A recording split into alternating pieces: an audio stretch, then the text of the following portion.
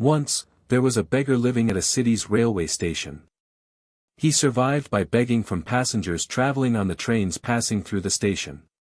One day, while begging, he noticed a tall man dressed in a suit. The beggar thought, "This man looks rich. If I beg from him, he will surely give me good money." So, he started begging from the tall man. The tall man looked at the beggar and said, "You always keep asking from others, but do you ever give anything to anyone?" The beggar replied, "Sir, I am just a beggar. I only ask from people. I don't have the means to give anything to anyone." The tall man responded, "If you have nothing to give, then you have no right to ask either. I am a businessman, and I believe only in transactions. If you have something to offer me, only then I can give you something in return." After saying this, the tall man boarded the train and left.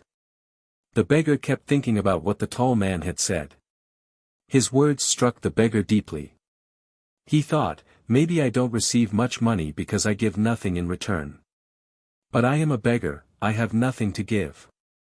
But for how long will I keep asking from people without giving them anything in return?" After thinking a lot, the beggar decided that whoever gave him alms, he would give them something in return. But he wondered what he, a mere beggar, could offer in exchange. For 2 days, he pondered over this question but found no answer. On the third day, as he was sitting near the station, he noticed some flowers blooming on plants nearby. He thought, "Why don't I give flowers to people in exchange for their alms?" He liked the idea, so he plucked some flowers and went to beg on the train. Whenever someone gave him money, he would give them flowers in return. People happily kept the flowers. From then on, the beggar would pluck flowers every day and distribute them to people in exchange for alms. He soon noticed that many more people were now willing to give him alms. As long as he had flowers, people would give him money. But when he ran out of flowers, he would not receive any alms. This continued for days. One day, while he was begging, he saw the same tall man sitting in the train, the one who inspired him to give flowers in exchange for alms. The beggar rushed to him and said, "Today, I have something to offer you, flowers.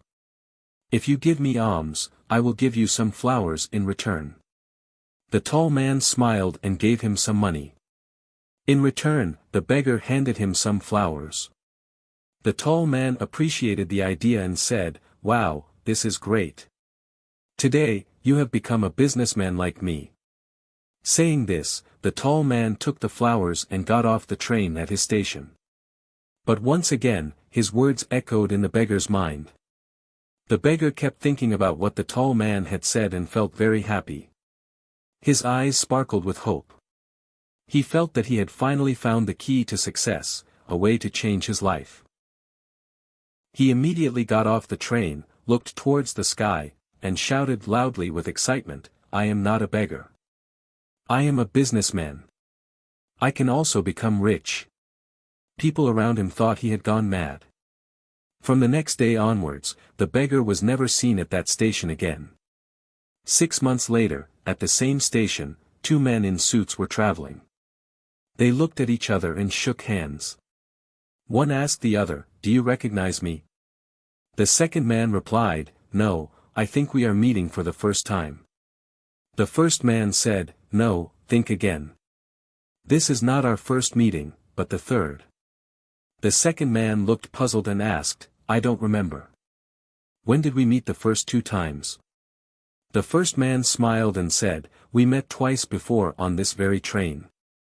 I am the same beggar to whom you once taught the lesson of life and told me what I should be doing. And in our second meeting, you told me who I really am." The second man, surprised and amazed, said, "Oh, I remember now. You were the beggar I refused to give alms to the first time, and the second time, I bought flowers from you. But today, you are wearing a suit and traveling like a gentleman. What are you doing now?" The first man replied, "Yes, I was that beggar. But today, I am a successful flower merchant. I am traveling to another city for my business work." After pausing for a moment, he continued, "You taught me the law of giving and receiving. It really works. I kept practicing it, and now the results are clear in my life. But the real change happened when you told me that I was already a businessman, not a beggar.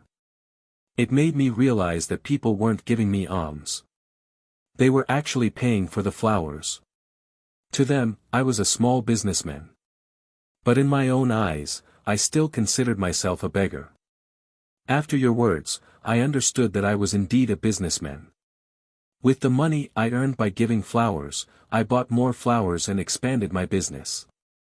The people here love flowers, and their preference has made me a big flower merchant today. Both businessmen were happy and continued talking about their respective businesses as they left the station together. Moral of the story ****. This story teaches us that success lies in our mindset. The tall businessman understood the principle of give and take and applied it well in his life. All successful businessmen follow this natural law. When the beggar embraced this rule, his life changed for the better. The story tells us that if we change our mindset, we can achieve anything. If we always consider ourselves small, we will remain small.